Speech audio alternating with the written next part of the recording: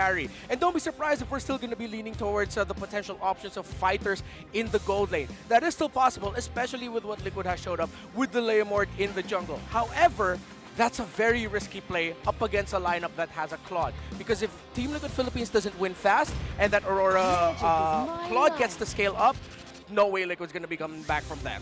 Dominkite has been playing Claude for a majority of his career. I can throw back to us early 2023. Yeah, I know what Makati City, yep. Shooting Gallery Studios, Paldoming. That's where he farmed out of his mind.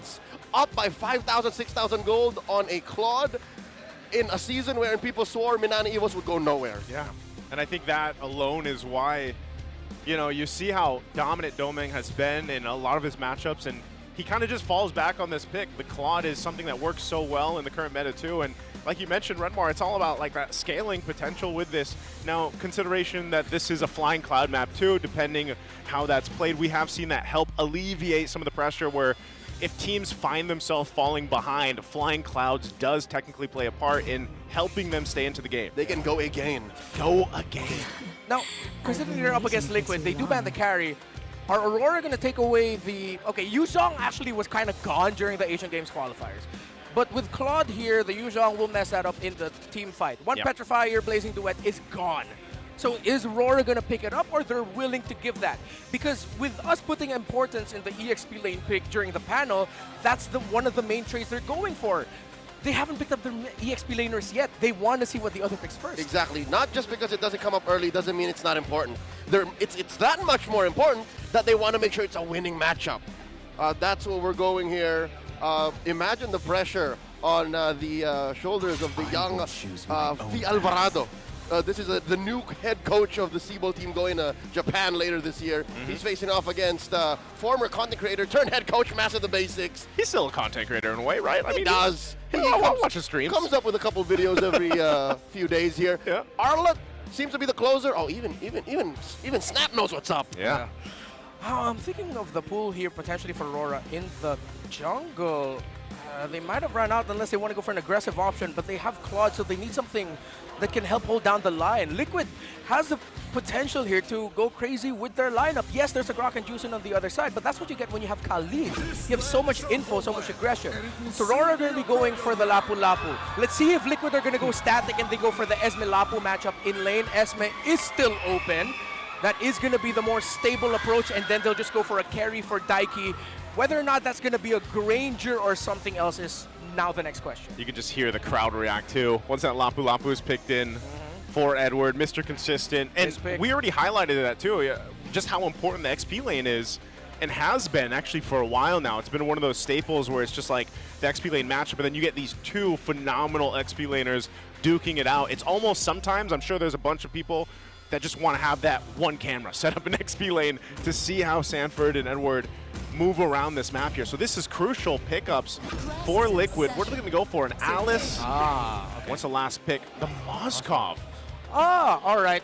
This is the guy that I frequently forget, because actually in like our own little tier list, Moskov, compared to other gold laners, he's a tier below them. Not that he's a bad pick, it's just that usually you'd want to go for the big damage, faster scaling. Moskov is that guy that needs the space. The good thing is, Liquid actually built that lineup for him. They have so many space creators in the first four that they went for that Daiki can just chill, farm, and then join in the fight when he needs to with the Spear of Destruction. If it does go sideways for Carl Easy, at the 11th hour, Daiki can come in and say, "Boss, I got it." Yeah. That's going to be a good one. What's a celebrity going to play, though? That's what I'm wondering, because the Fredrin's gone, the Boxer's gone. Does he opt for utility, or is he actually going to go and match this pace from the Leomord? I need a little more damage. Oh. Yeah, I need damage. Whoa! Is that damage? How about the purest kind?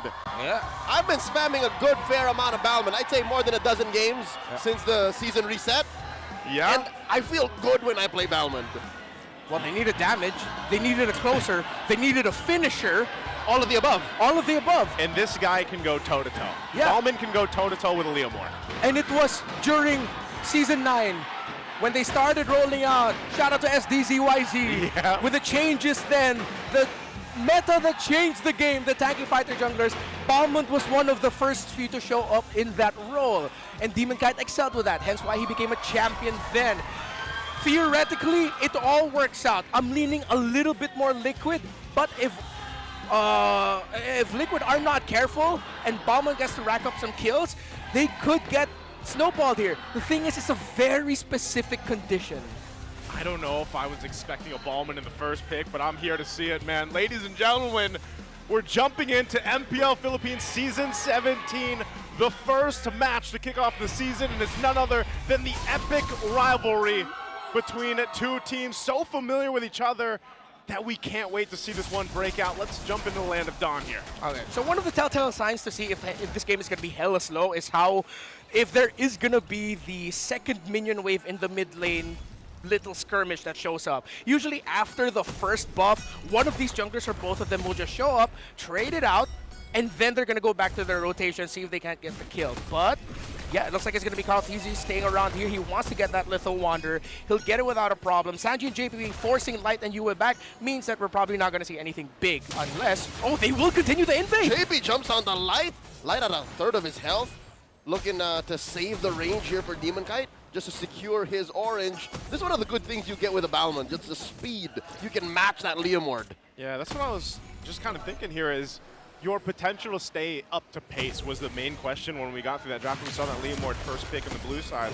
And Ballman being one of those heroes maybe pops up more and more, but especially I think because of the fact that the Fredrin was taken out and that's, you know, one of the go-to picks of Demon Kite, a Ballman is going to be an interesting thing in this whole kind of game one, really, and how it goes up against the first Turtles here in just a bit, but it's oh, hold on. He's so fast, look! Yeah. He's already level 4! That's his own pace, man. Yeah. And I think that's why Team Liquid Philippines wanted to invade and just get that green cap. They wanted to delay this. And now it is around the 4th minion wave. Here comes Demon Cap. Okay, they forced out the flicker from Sanji. He won't have that for the first turtle. This could be a relatively easy one for Rora if Sanford cannot get to level 4. Yeah, Light trying to get that level 4 too, but Turtle being up, he's probably not going to have it, but you already know that Light with this. Oh, Demon Kite. Whoa, Daiki, fresh, off from the MDL. Oh! Bringing out those recalls. Yue got a face full of damage coming in from JP on him. Demon Kite spinning around. Throw to Ruin, catches Bowman. Demon Kite in the back line. Down goes Sanji. Edward finds him. DK holding on. The GOAT finds him. That's a 1-for-1 trade. One aside. In comes the Spear of Misery. And Devastation coming in! KarlTzy finds another! JP traded out for Karl holding on. Yue finds him, slams him down. 40, the Apex Predator, the only one left standing. Welcome to Season 17! It was so important for the Alice to hit level 4, and since he was, him and KarlTzy, Sanford and Karl, decided to chase after Demon Kite. Now, Sanji unfortunately got caught out by Rora, who saw the misposition by the mid lane, decided to pounce on him. That could have gone so well for Rora, but of course, the killing spree on KarlTzy kept him alive and got him 3. Oh, here we go. Set it up again for this first turtle. They just want to duke it out. They jump on a 2, and that's just way too much damage. Karl can't even call that MPL. JP falls. Sanji with a tip of that. Oh, catches him. Down he falls. And now 40, the only one left. Light, Edward, and US circling like sharks. Oh, 40's holding on. He's just delaying the inevitable. He's just going to delay it here. He does get back to the mid lane, but man, forget the objective, the turtle. The new objective is just to get the bodies. I am seeing shades of Rora that learned so much from fighting Alter Ego. The continuous fighting, the fearlessness of just calling, go for the hero, go for the bodies instead. Let's not play the 50-50. We can dive them. Great call so far by Rora, and Liquid, though, still have a chance to take it back. 4 minutes in and not a single turtle taken. Yeah. And they're still holding on to it. They're trying. Liquid here blitzes it, and that's a score for Karl. Okay, they'll take that turtle down finally, but still, I think Rora generally happy with what they were able to go ahead and accomplish. You see this, Edward is 5-1-1, man. Yeah. He pretty much is locked and loaded there. And so Sanford's going to have to adjust his playstyle. I mean, he hasn't gone down either, and this is an Alice that we've seen many, many times. Just go ahead and set things up with that Throne of Ruin, but Edward is going to potentially be a problem here for Liquid to deal with. Yeah, he has 400 gold more than Demon Kite right now, who Daiki, credits to him, that man is doing really good in the gold lane. He is handling Demon Kite, but can they find a way to stop Demon Kite from getting farmed later on? Because that's always the thing with Rora. With everything happening in the map, even if Dominic at one point gets a 1K gold lead, it won't take long to suddenly see that he's 2K gold lead above the opposing gold laner. Yeah, and I think that's why that Moskov was kind of picked up, just to go ahead and deal with that potential that, you know, Dominkite is going to be double laning, farming up. Oh, hold on. Good call. JP jumps on a 3. Carl Teasy staying his blade, and they're just controlling the river here. Yeah, defensive maneuver there from JP. He's going to be fine. But going back to it, I think that's a great point. Renmar, they've got to be able to deal with Dominkite. Oh, might be here. On in, forcing a defensive blazing duet. And he keeps himself alive and answers back. I'm a world champ, baby. And that's the acknowledgement of Liquid. That's the receipt. They know that Dominkite cannot just be left alone to farm up. That even though Daiki is doing well handling him, you still have to find ways to deliver the pressure. So in terms of the gold lead, it is a slight advantage, just very slight for Daiki. Edward and Carl and Edward, both have popped their ults. You way to respond. I think Carl knows what's up. Second and final turtle spawning in 10. That's tough to deal with, man. You got that large sword there to try to catch a horse. And Carl Teasy, we know that he likes to do this. Even if he falls behind, like you mentioned before, he's able to go ahead and kind of catch back up in all the ways he finds across the map. And with this next objective coming up, you can see placement's already here for both teams. Both gold laners still up, but look at Edward's positioning. He's going to try to cut off the entry point here. And now Sanford holds down. Edward just goes back, resets. Turtle slightly edged over to Liquid. In comes MPL, Light comes in, misses it, and Carl secures one more time, 100% for the cavalry. Down goes Edward. Liquid get everything that they want, pushing Light and UF back. Carl does the same, taking down the celebrity, and Light gets a shield just in time to survive. Oh, and the spear is thrown, but they still want to go for more. SOD coming in, does not click it just yet. RWM the answer, UF figures out. Dominkite comes in, walks the old-fashioned way, the slam. Sanji punished. Down goes Light in the back line. JP with the flicker. Yue wants to take him down. Yue with a slam.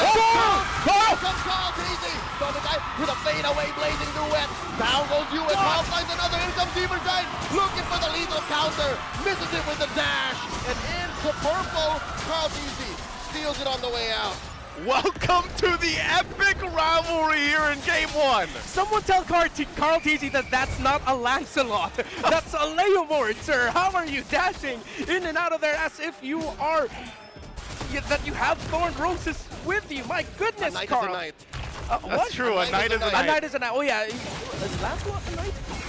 Yeah. He is also... Okay, all right. I think so. He's a royal knight. He's a prince. Yeah, no. Okay, with everything that happened, look again, we go back to the gold lane. The 4 versus 1 box with Team Liquid Philippines pushing the aggression. Daiki still deathless, only 1 assist, and still is getting farmed. He pushed the lane first. Dominkite had to join the rest of Rora in the center of the map. And hey, there's a Bowman back for you. He gets picked for the first time since then. Echo Carl Teasy picked it up in season 11. It's been 6 seasons. I wonder if that was a thing. I wonder if there was like a discussion of the draft. It's like, hey, Demonkite, just go with the Bowman, man. You know, Carl Teasy's the last person to play it. But I think, nonetheless, it still serves its purpose. I know he's 0-3 right now. It's not looking too good KDA-wise, but that doesn't really matter here for Demonkite specifically because he wanted to go ahead and contest with that Leomord pick in this lineup, but what's really difficult is if they miss those major initiations, which was mainly coming from Light to set up with that the Grok here, and if he's not able to land it, a lot of your plan from Rora kind of falls apart, and then mind you, majority of these fights, you haven't had Dominkite yet for this, right? And that's going to be the trajectory for when we get to this later portion of the game. We start fighting for these Lords is how much of impact will that Claw now have in these fights? Because Daiki, you can say the same about him, man. He's been farming up, doing his thing, and he hasn't really had to worry about too much. Yeah. So next big loss for Rora means inner turrets. That's the second turrets in the lane are going to be going down if they lose this Lord, and the lead will get stretched out to 5, maybe even 6,000 gold, and Liquid will just be able to coast to try and finish it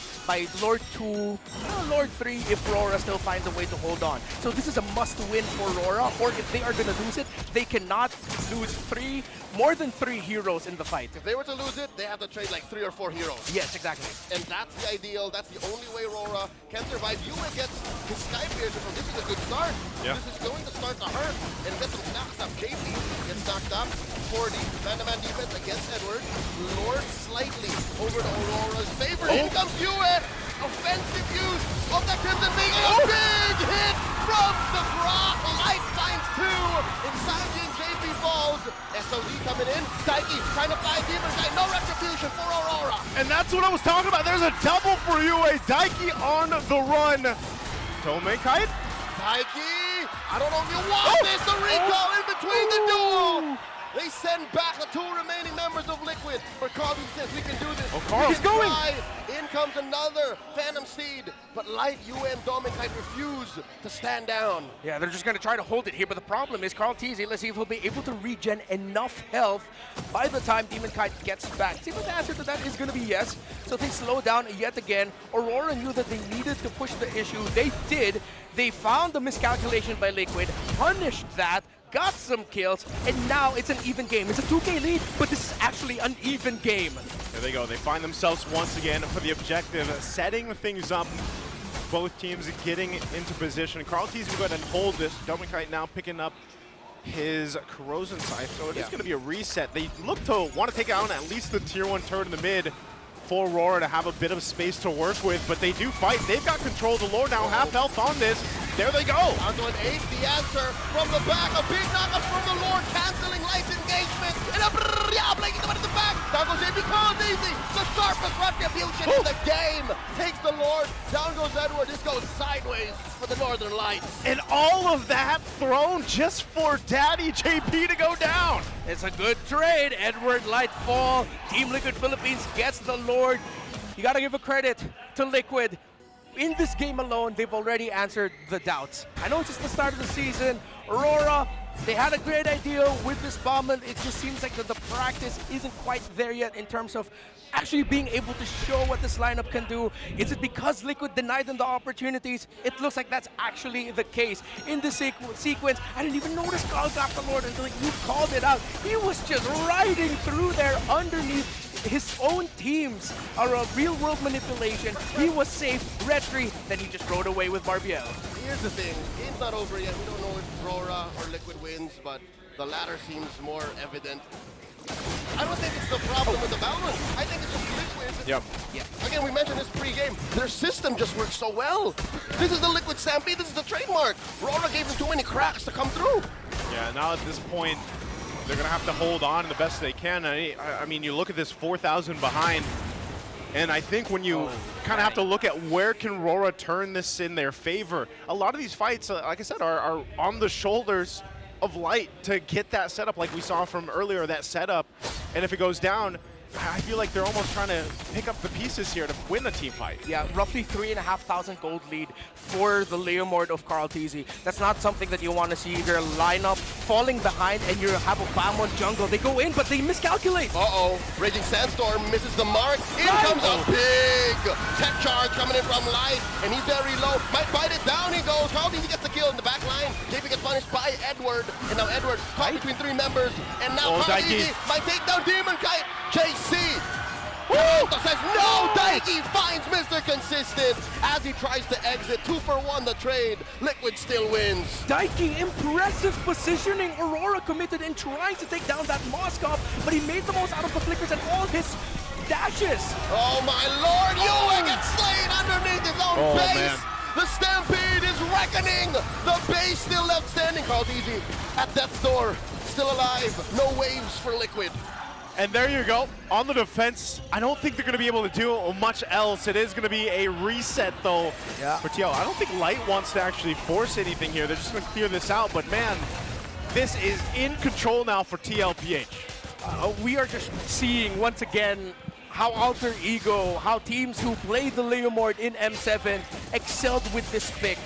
It's inevitable that if you have a Leomord who had a fantastic early to mid game, and if he continues to get kills and you leave him open, it's gonna be a rough time to try and crawl back through that. Before that sequence, Carl already got to build up his Malefic Roar. That's a huge damage boost that will melt even Edward, who at one point was like the main guy that Carl TZ looked at and said, why can't I take you down? But with that Malefic Roar up, he doesn't care anymore. He's able to. And again, going back to Daiki, he's getting protected really well by Liquid, and he himself is playing individually great. Dominic commits to placing duet early, pushes back 2 and 3, and now Sanford finds finds Dominkai and punishes him. The Apex Predator finds his prey. Down goes Carl. Down goes Daiki. TK finds two. RWM the answer trying to quell Rora's forward assault. Now Sanford looking to take him down. Live sucking these 3 and 4 members. JP looking to assist the Apex Predator. And now they're going to take down 40. Can he gleam on out of here? 40 hold it on. The lethal counter ends him. It was such a good attempt from Sanford to set things up with the positioning on the Alice. Yeah. But the fighting potential from Rora wins the team fight. It was a bait. That is one of the plays that you can do as a Claude. Initiate first, burn your blazing duet, make the other team think that they can initiate and win, but the rest of the team is holding strong and ready to clap back. It was scary when Sanford went in, but Aurora handled the counter well, light with a tech charge, but I think that was more predictive than anything. Oh no, there's the SOD! Dominkai secures it underneath all that! Daiki finds Yue, and Daiki throwing these spears away. Humankai dashes out. Rora just want to be happy with the lore that they finally got. Light with the flicker back. Dominkai's got Daiki on him. And they cannot finish what they started. Yue is the only price they pay. So much was used there, but they had to. They'll go ahead, reset, get full health, defend and clear this out, but that was so close for Rora. There's a lot of chaos, there's a lot of fighting, but you see the method and the thinking behind everything that has happened so far, the back and forth. Again, the M7 World Championship showed us the importance of not being afraid to trade, going for the heroes, going for the kills. Yes, the objectives are there, but at the same time, getting hero kills allows you to get objectives. And by the way, great little freeze on the Lord up top. But just a quick little delay for Light, which allows Aurora to dictate the tempo a little bit better with this push. That's where they have to. At this point, mind you, they were down nearly 6,000 gold earlier on. That last team fight alone really allowed Rora to get some more control into this game. Yes, they might have lost the base turret early on, but they're in a good position to now get to the base of TLPH. It looks like they're going to start things up. They should be able to clear out the Lord pretty well as it does go down now here on the top side. But Rora will clear out the tier 2 in the mid, potentially this bottom, and that might be all they get off that Lord play. Yeah, Rora, for a majority of this game, has lost the map. It's just evident of their draft. It's not a very wave management-centric lineup. So after that big fight win, this is the best that they could do. A big Lord take could mean equalizing the map. And at this point, the only real advantage Liquid has is that penetration mid. Yeah. So Rora are ramping up to actually gaining control of this game. And this is something that we acknowledged also during the draft. Liquid, they were able to take the condition that we mainly stated for them, control it, but they couldn't find the big win to try and end it. Yes, they got the tower down in mid, but then after that, Rora got the clap back, and Dominkai got a little bit more farm, got a little bit more time, and now they're at this point where they don't even need to use Dominkai as the main source of damage. As we mentioned earlier, this play was started because Dominkai came in as the first initiation. Yeah. He baited out abilities from Liquid. They roped Liquid into taking that fight, roped Sanford into finding an excellent Throne of Ruin, but then they were able to counter it because now they are at this point where this is the comfort of their lineup, late game. And folks, just as a little reminder, these are trained professionals, world champions at that. Do not try this at home. Do not be the Claude that Dominkai was and be the initiator. He did this with his team's blessing, and it was a, I assume, planned play. Yeah, I was going to say, and they probably, we've seen Dominkai do that so many times that I almost feel like they might not even call it. It's just Dominkai's like, I'm going to go do this. He comes back, team knows how to respond. You saw that too when that fight broke out, that 2 chastised pauldrons were picked up for Demon Kite and I believe Edward. So that kind of helps deal with even some of the scaling that we see with the Moskov usually at this portion of the game. Great zone. Where now they can help him. Here it is. This Lord is going to be a crucial one. Dons, JP getting bursted here, forced to use a flicker and a raging sandstorm defensively. Count easy, holding that Y brush. What's he going to do with this light? Susses him out. JP comes back. Quick sand guard keeps him topped up. In comes Yue with a forward Crimson Beacon. Sanford trying to stop his forward movement. And here comes Barbiel called in by Carl. Lot of damage, blazing the wet. Down goes Daiki. Edward finds him, and now one more JP gets the mortality pop. Oh my God. gets found out. Dominic falls first, and now Demon Knight holding on. He's got JP and Sanford on him. Carl DZ still alive. View it pops him. Immortality down. Daiki versus Edward. Edward versus Daiki. Carl DZ gets it out. SOD by Daiki. Yue takes out Carl. Yue gets taken out by JP. Massive trades. Welcome to the MPL Philippines, Daiki. What a move! Demon Knight spinning to win it, and he gets some spellback. 40 chasing him down. Run! They're going down to the base. Oh no! It's just Light. It's just Light defending against Daiki and JP. Down goes Good DK. freeze. Light can't do this. Light can't. He's hoping for a miracle. Pulls away the minions. Pulls away 2 members. Dominic comes back in 7. Could he do it? Can he? 4 seconds on Dominic. They're trying to clear it out. Light bought so much time. He pulled it. My God! Got through. The base. There's a card. He goes in with a blazing duet. No minions. No minions. One week. Rora still in the. Oh! 1 week. And I think that's it. Liquid stampedes through, taking game 1.